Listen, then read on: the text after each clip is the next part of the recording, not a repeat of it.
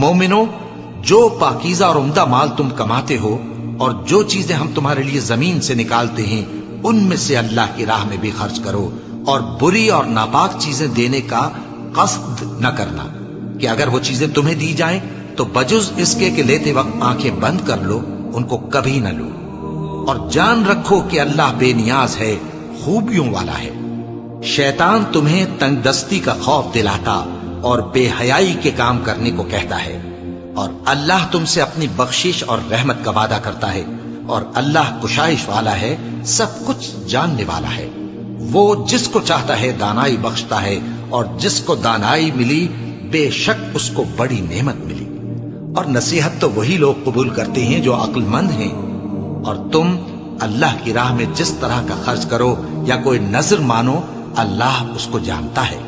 اور ظالموں کا کوئی مددگار نہ ہوگا۔ اگر تم خیرات ظاہر کر کے دو تو وہ بھی خوب ہے، اور اگر پوشیدہ دو اور دو بھی ضرورت مندوں کو تو یہ تمہارے لیے بہتر ہے، اور اس طرح کا دینا تمہارے گناہوں کو بھی دور کرے گا، اور اللہ کو تمہارے سب کاموں کی خبر ہے۔ اے نبی صلی اللہ علیہ وآلہ وسلم، تم ان لوگوں کی ہدایت کے ذمہ دار نہیں ہو، بلکہ اللہ ہی جس کو چاہتا ہے ہدایت بخشتا ہے۔ اور مومنو، تم جو مال خرچ کرو گے تو اس کا فائدہ تمہیں کو ہے، اور تم تو جو خرچ کرو گے اللہ کی خوشنودی کے لیے کرو گے، اور جو مال تم خرچ کرو گے وہ تمہیں پورا پورا دے دیا جائے گا، اور تمہارا کچھ نقصان نہیں کیا جائے گا۔ اور ہاں، تم جو خرچ کرو گے تو ان حاجت مندوں کے لیے جو اللہ کی راہ میں رکے بیٹھے ہیں اور ملک میں کسی طرف جانے کی طاقت نہیں رکھتے اور مانگنے سے آر رکھتے ہیں، یہاں تک کہ نہ مانگنے کی وجہ سے ناواقف شخص ان کو تونگر خیال کرتا ہے، اور تم قیافے سے ان کو صاف پہچان لو کہ حاجت مند ہیں، اور شرم کے سبب لوگوں سے منہ پھوڑ کر اور لپٹ کر نہیں مانگ سکتے۔ اور تم جو مال خرچ کرو گے کچھ شک نہیں کہ اللہ اس کو جانتا ہے۔ جو لوگ اپنا مال رات اور دن اور پوشیدہ اور ظاہر اللہ کی راہ میں خرچ کرتے رہتے ہیں، ان کا صلہ ان کے پروردگار کے پاس ہے، اور ان کو قیامت کے دن نہ کسی طرح کا خوف ہوگا اور نہ غم۔ جو لوگ سود کھاتے ہیں وہ قبروں سے اس طرح آواز باختہ اٹھیں گے جیسے کسی کو جن نے لپٹ کر دیوانہ بنا دیا ہو، یہ اس لیے کہ وہ کہتے ہیں کہ سودا بیچنا بھی تو نفع کے لحاظ سے ویسا ہی ہے جیسے سود لینا، حالانکہ سودے کو اللہ نے حلال کیا ہے اور سود کو حرام۔ تو جس شخص کے پاس اللہ کی نصیحت پہنچی اور وہ سود لینے سے باز آ گیا تو جو پہلے ہو چکا وہ اس کا، اور قیامت میں اس کا معاملہ اللہ کے سپرد۔ اور جو پھر لینے لگا تو ایسے لوگ دوزخی ہیں کہ ہمیشہ دوزخ میں جلتے رہیں گے۔ اللہ سود کو نابود یعنی بے برکت کرتا اور خیرات کی برکت کو بڑھاتا ہے، اور اللہ کسی ناشکر گناہگار کو دوست نہیں رکھتا۔ جو لوگ ایمان لائے اور نیک عمل کرتے اور نماز پڑھتے اور زکات دیتے رہے، ان کو ان کے کاموں کا صلہ اللہ کے ہاں ملے گا، اور قیامت کے دن ان کو نہ کچھ خوف ہوگا اور نہ وہ غمناک ہوں گے۔ مومنو، اللہ سے ڈرو، اور اگر ایمان رکھتے ہو تو جتنا سود باقی رہ گیا ہے اس کو چھوڑ دو۔ پھر اگر ایسا نہ کرو گے تو تم اللہ اور اس کے رسول کی طرف سے اعلان جنگ سن لو، اور اگر توبہ کر لو گے اور سود چھوڑ دو گے تو تم کو اپنی اصل رقم لینے کا حق ہے، جس میں نہ اوروں کا نقصان اور نہ تمہارا نقصان۔ اور اگر قرض لینے والا تنگ دست ہو تو اسے کشائش کے حاصل ہونے تک مہلت دو، اور اگر زر قرض بخش دو تو وہ تمہارے لیے زیادہ اچھا ہے، بشرطے کہ سمجھو۔ اور اس دن سے ڈرو جبکہ تم اللہ کے حضور میں لوٹ کر جاؤ گے، اور ہر شخص اپنے اعمال کا پورا پورا بدلہ پائے گا، اور کسی کو کچھ نقصان نہ ہوگا۔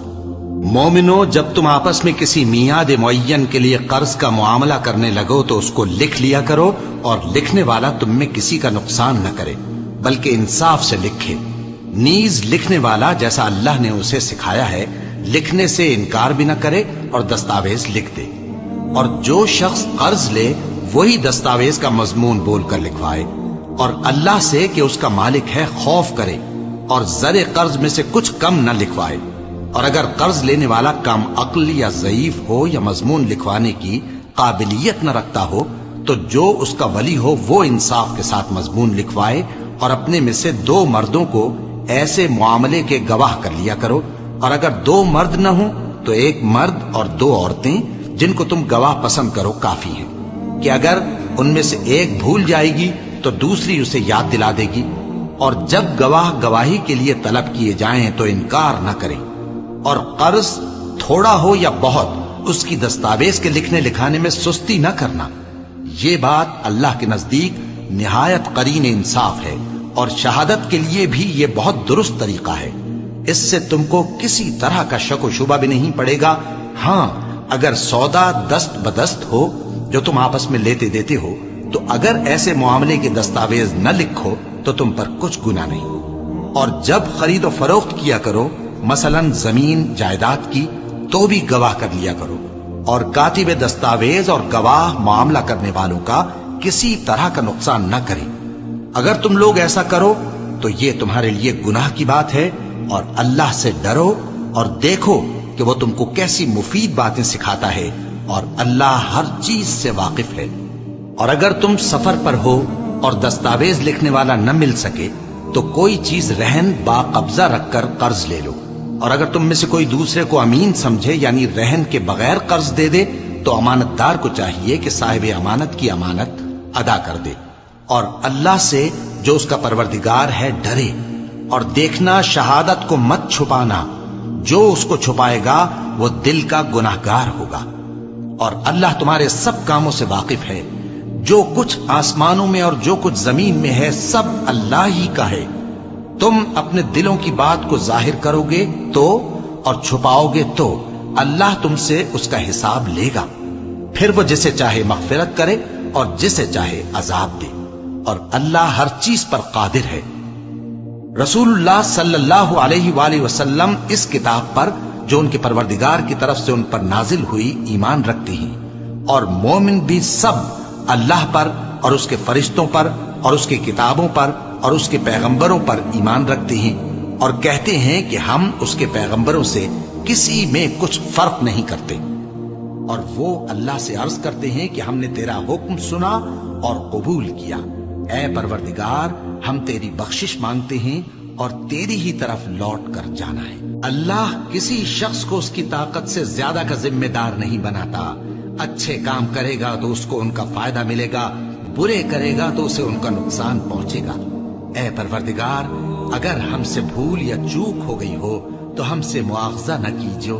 اے پروردگار، ہم پر ایسا بوجھ نہ ڈالیو جیسا تو نے ہم سے پہلے لوگوں پر ڈالا تھا۔ اے پروردگار، جتنا بوجھ اٹھانے کی ہم میں طاقت نہیں اتنا بوجھ ہم پر نہ رکھیو، اور اے پروردگار، ہمارے گناہوں سے درگزر کر اور ہمیں بخش دے اور ہم پر رحم فرما۔ تو ہی ہمارا مددگار ہے، سو ہم کو کافروں پر غالب کر۔